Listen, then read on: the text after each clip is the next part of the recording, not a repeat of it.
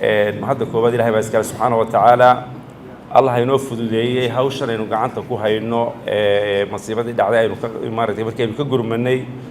ilaaha hawsha inoo fududeeyey inoo soo ururiyey ee halkayna soo gaadhsiiyey ilahaas aynu mahadnaqayna mar labaad waxaan u mahadnaqayaa cid kasta oo ka qayb qaadatay hawsha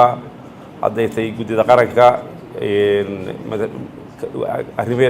yacni noocyada kala duwan guddida culimmada iyo ganacsatada guddida suuqa waaheen dhammaan intii ka qayb qaadatay waan u mahad celinayaa mahadda koobaad ilaahay baa iskale mahadda labaad wuxuu maan ku dari lahaa kolley kelmaddeeda inaan soo ururiyaan rabaa halkan waxaa fadhiya dadkii aynu maanta gacanta wax ka siinaynay sida la sheegay intii kalena waxaa loogu diri doonaa moobiladooda wuxuu maan kolley odhan lahaa ku dari lahaa dadkaa wax la siinaayo kolley wixii ka gubtay iyo wax u dhow midna maaha waxa la siinayaa laakiin ilahay waxaynu uga baryaynaa inuu cawid khayr qaba ilaahay siiyo intana u barakeeyo oo ilaahay subxana wa tacaala barake u geliyo dadku waa dad khabiira oo khibrad yaqaana oo shaqada yaqaana hadday helaan gacan qabsi iyo hadday helaan meel ay fadhiistaan waxay samayn karaan shaqadii hore uga baabaday mid la mida iyo mid ka fiican message-ka aan diraya aan farayo xukuumadda waxa weeye wixii ilaahay subxana wa tacaala dadka ka siiyo marka imika la siiyo dhibaatada ugu badan ee dadku ay haystaan waxa weeye meel ay dabada dhigaan ay fadhiistaan qofka haddii uu lacagtan la siiyey meel uu la dega waayo dee wuu masaariifsanaya way ka baxaysaa lacagtii waxaan maaragtay ku gubaabin lahaa in loogu dhaqsado dhismihii guryaha iyo meel ay fadhiistaan intaa hadday isla helaan shaqadu halkeediiba kasii socon doontaa aad iyo aadna waa mahadsantii waxaa kaloon mahad celinayaa guddida aan ka watirsanay suuqa waaheen ee aan guddoomiyaha u ahay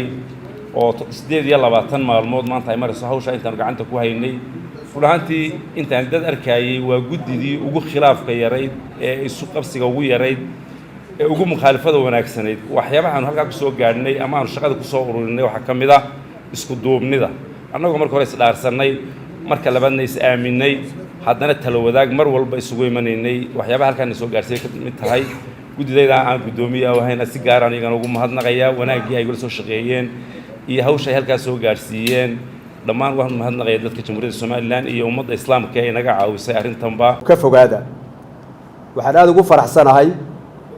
aad iyo aad ugu faraxsanahay arrintan qiimaha leh oo ka muuqata dadkeena iyo dadaalka marka ay muujinayaan inagoo dhammaanteen wada matalayna ama hoos imanayna qarankeena jamhuuriyadda Soomaaliland oo arrintaas ay tahay arrin aad iyo aad u mudan oo xoojin iyo adkeyn markaa u baahan inagoon iloobaynin dadkeena iskiin barbar taagay ee Soomaalida ah hadday gudaha joogaan iyo hadday dibadaha joogaan jaaliyadaha kala duwan aad iyo aad ayaynu ugu mahadnaqaynaa waxaan dareen gaara xaqiiqatan aan dareemayaa sida ballaaran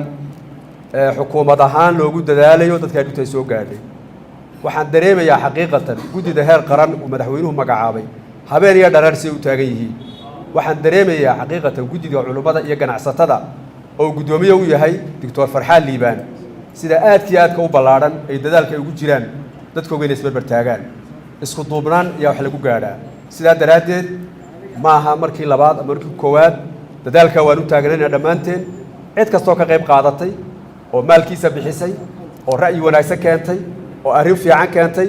oo u taagan inuu hantidiisa iyo maalkiisa bixiyo allah u barakeeyo meeshuu ka soo saarena wax ka khayr badan allah ugu bedelo cidda xoogooga bixisay oo maskaxdooda bixisay oo muruqooga bixisay oo markasta u taaganna ilaahay subxaanahu wa tacaala allah ka abaalmariyo waxaan idin xasuusinayaa hawlaha noocan oo kale yihiin sabir iyo adkaysi u baahan yihiin sabir iyo adkaysi u baahan yihiin wanaag marka la qabanayo oo wanaag la toosinayo oo meel fiican loo jeedo lama waayo taataabasho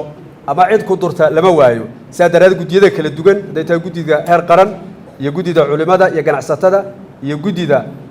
suuqa weyn ee waaheen uu guddoomiye u yahay Cabdilqaadir waxaan idin leeyahay adkaysta sabriyaasha sabirka iyo wax ku hagaagaan oo wax ku toosaan sidaa mid lamida waxaan leeyahay maayirka caasimadda Hargeysa u dhabar adayg sabir dhammaanteen wada yeelano dhammaanteen isbarbar taagno dadaalkan aan wada yeelano hadday nahay madax iyo hadday tahay mijo haddaynu nahay rag haddaynu nahay dumar dhammaanteen waa mahadsantihiin cid kastoo ka qayb gashay barnaamijkan una taagan inay ka sii shaqayso waxaan marka hore salaan gaara u dirayaa madaxweynaha qaranka wasiirada qiimaha leh halkayna la fadhiya maayarka guddiyada ganacsiga guddiyada gurmadka waaheen ee kala duwan ee qaranka iyo ganacsatada iyo culammada iyo shacbi weynaha maanta wax la tarayaba aad baan idin salaamayaa waxaa ilaahay mahadiya marka aanu eegaynay qaabkan iminka wax u dhacayaan waxaa la odhan karaa nidaam waxaa la yidhahdo resilience soo kabashada degdega ah waxaynu ka mid noqonnay ummadaha ugu degdega badan ee soo kabta baan noqonnay iminka inta lacagta marka laysku daro la bixinayo 60 milyan 700 kun iminka la bixinayo iyo milyuun iyo 890 kun la bixiyay waxay madaxa la galaysaa wax ku dhow 9 milyan ku dhawaanaysaa wax yar ba ka dhinaanaya waxay ku muujinaysaa arrinkaas wuxuu ku muujinayaa oo hadda shalay oo abaartu ay dhacdayna 22 kun oo booyadood oo biyo ah ayay qaybiyeen guddigii madaxweyne ku-xigeenku uu ahaa guddoomiyaha intaas waxay ku muujinaysaa koonfurkii baa ka horreeyey abaarihii kale ka horreeyey dad waxaan noqonnay laylsamay oo shacbigooduna ay yihiin dad gacantooda hura oo goba runtii intaanu dad ku qoraynay hantida ee iminka guraynay weli manu arag qof nahiifay qof hadal xun nagu yidhi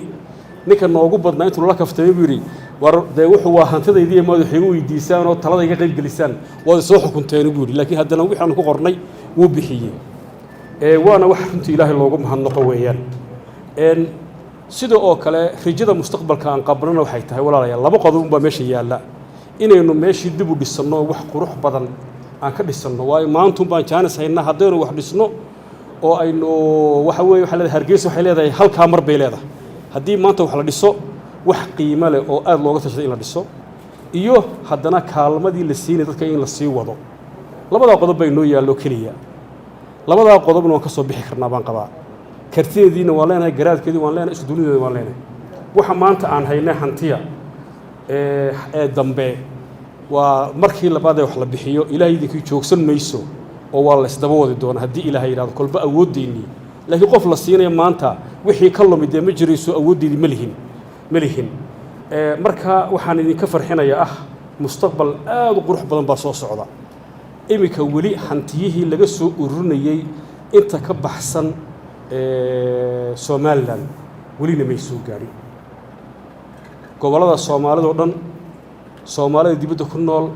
Kelinka Djibouti Kenya meesha la yiraahdo Uganda South Sudan South Africa qurbaha qaybta Europe oo dhan isku xiran oo laba group noqday Ingiriiska iyo wadamada Scandinavian-ka iyo Europe kale qayb noqotay nimanka loo yaqaan Mareykan oo 3 grouba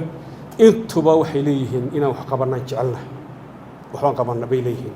marka walaal maadaama intaas oo mashruuc ay socdaan oo waliba aqlabiyada dadku ay leeyihiin bacdal iidka ayaanu wixii aan soo tari karno soo taraynaa rajo aad u weyn baan qabnaa xataa dhismahaas iyadoon laynoogu iman inaan inagu dhisan doono haddaan nabad qabno biidnillaahi alkariim mar waxaan doonaynaa isku duubnida maanta aan wado inaan sii wadnaan doonaynaa waxaan halkan uga mahadnaqayaa dadkii lacagta noo keenay baan uga mahadnaqayaa waxyaalaha mucjisada nagu dhacay waxaa ka mid ah liisaskii aanu qorannay qaar aan ahayn baa noo yimiday oo weliba iyagoo cadhaysan ugu yidhi war maxaad nooga reebteen liiska ma waxaad noo malaysay inaad dad wax bixin kara aanan ahayn baad malaysay oo runtii aanu ku darno lacag weliba quwad la bixiyey waxaanu aragnay danyartii ugu liidatay weliba dhibaato ka soo gaadhay suuqa ay ka mid yihiin hadhuudhlayda inay noo keeneen 50 milyan oo shilin Somaliland ay noo keeneen duruufta ka muuqatina waaxidka garanaya wallahi marka saa ogeyd waa dhiiri gelinaynaa dadka nagala maqan haddaba hantidii ee weli intaanu qornay maqan waan ognahay kuwa badan curdaar la dadka badankooda xaramka muddo xidhnaa cumrada baa muddo xidhnay dhowr sanadood oo la tegin koonfurkii dartii waa ka imika la furay marka dad badan baa ku yaacay halkaa inta laakiin aan weli noo soo jawaabin inta soo socota mooyaan xalayna degdeg